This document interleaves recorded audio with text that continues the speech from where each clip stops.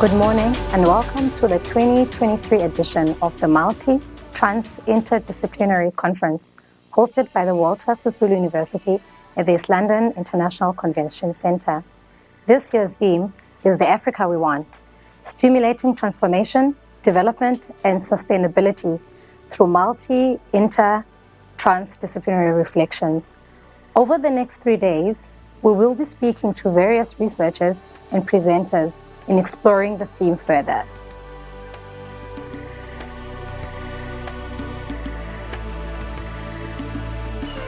Ladies and gentlemen, I'd like to welcome in studio the host and Walter Sisulu University first female Vice-Chancellor and Principal, Professor Rushila Nolundi Songa.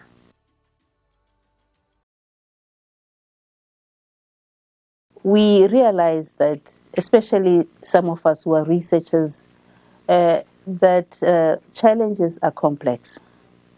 And because they are of the complexity, you cannot try to, or you will not succeed if you tackle them from a disciplinary perspective.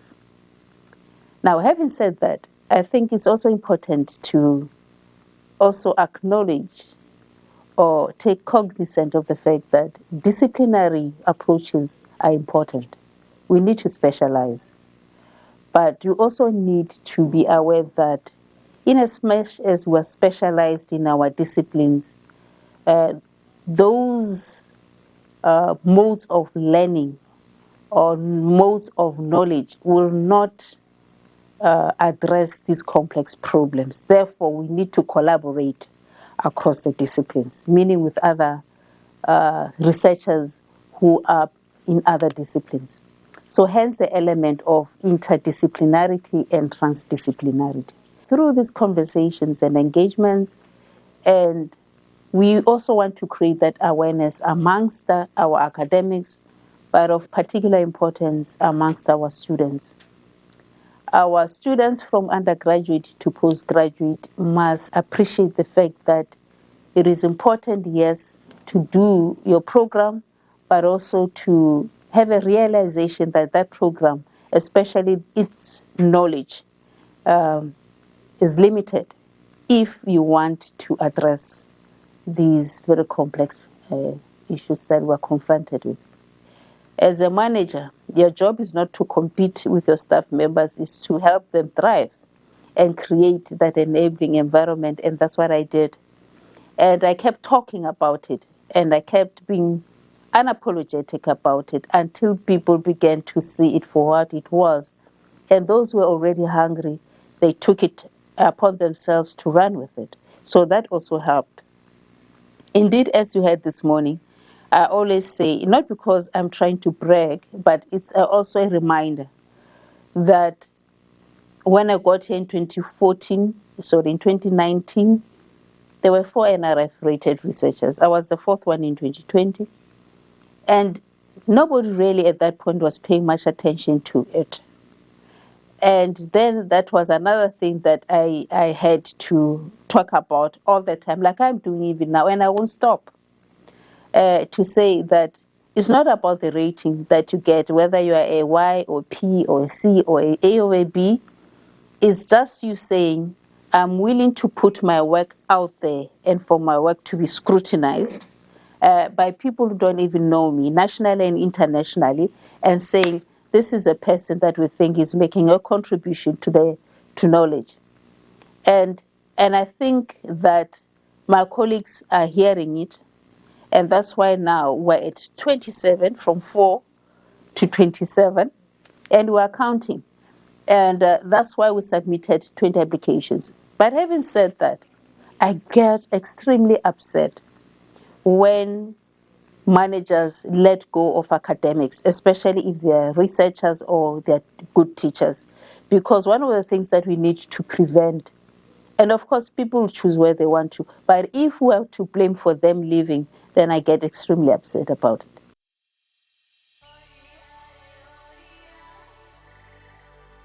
I'd like to introduce a very dynamic academic from the University of South Africa's Faculty of the Thabo Mbeki African School for Public and International Affairs, Professor Andreas Veldhuizen.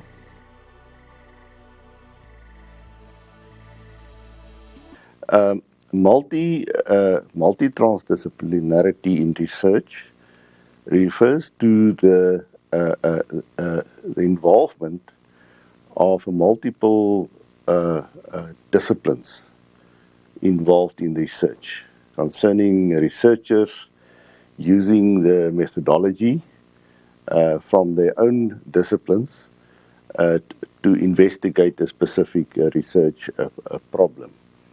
Interdisciplinarity is about at least two disciplines collaborating with each other and bringing together the findings from the different discipline perspectives into one body of knowledge. Both of those concepts steer away from monodisciplinarity, which is working from one discipline only, the traditional disciplines that developed through the centuries, where academics organized themselves into disciplines based on a own set of values in those disciplines. And we discovered that that is not good enough for looking at complex problems and sometimes wicked problems in our society, and that we need at least a multi or interdisciplinary approach, but preferably move to a transdisciplinary approach, which is the ideal situation where you erase the boundaries between the different disciplines, and where you look at the world without boundaries in the mind, and without the artificial boundaries that is set by academic disciplines. It is most suitable to look at complex problems. Monodisciplinary research, for instance, if somebody look at solving problems just from a mathematical perspective, it will not bring you to all the answers, especially in terms of wicked problems, meaning that a problem that if you try to fix it on the one side, some other problems pops up. So it's a very intangible problem. Now, transdisciplinary allows the student and the researcher to look holistically at the problem and looking at the various solutions.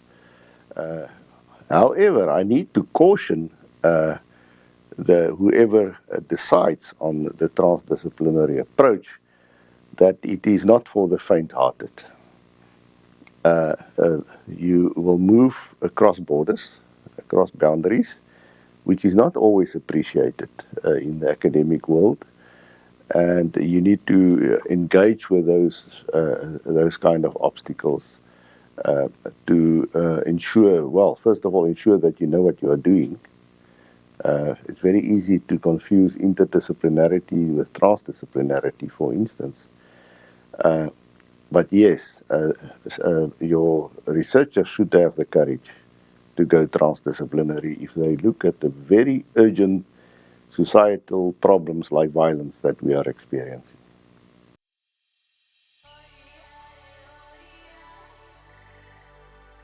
Joining us now is the MEC Eastern Cape Provincial Department of Education, Honorable Fundile Kade.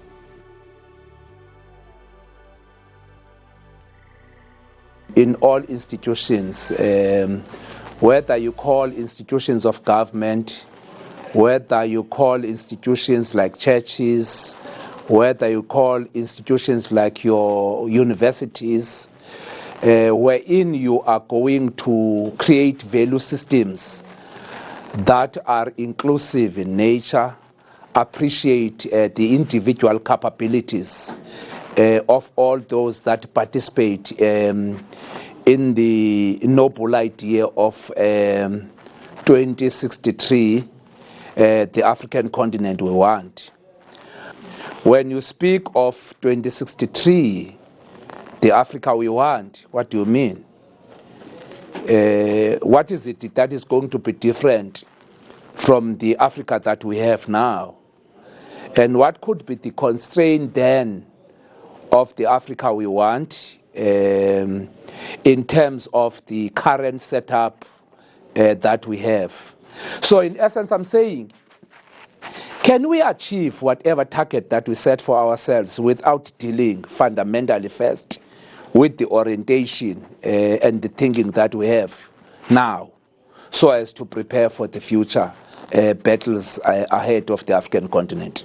One thing that I think this conference must resolve is the optimal utilization of these universities that we have in the province.